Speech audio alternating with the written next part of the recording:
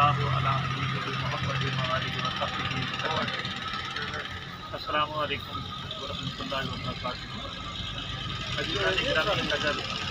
آج میں آپ کی خدمت کے اندر وہ دوست احباب جو کہتے ہیں کہ رات کو نیند نہیں آتی، غلط یاد کرنا چاہتا ہوں۔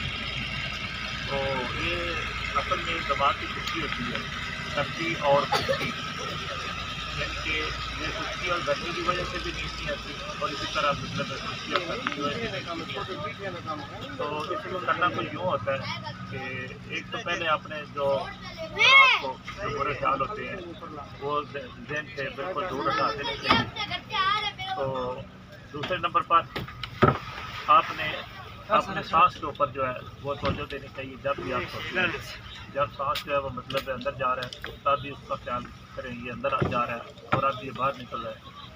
تو نمبر 2 جو ہے وضو، اگر رات کو وضو کر لیا جائے، تازہ فریش وضو کر لیا جائے تو پھر سے الحمدللہ اچھی خاصی نیند آ جائے۔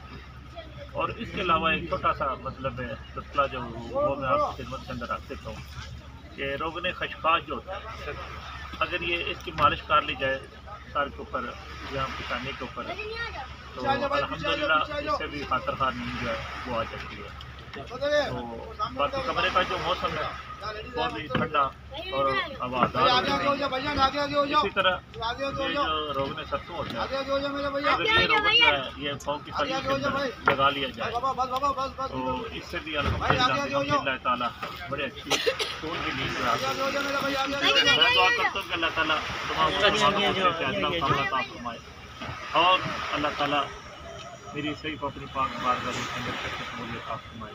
فی امان اللہ ورسولہ صلی اللہ تعالیٰ علیہ وآلہ وسلم۔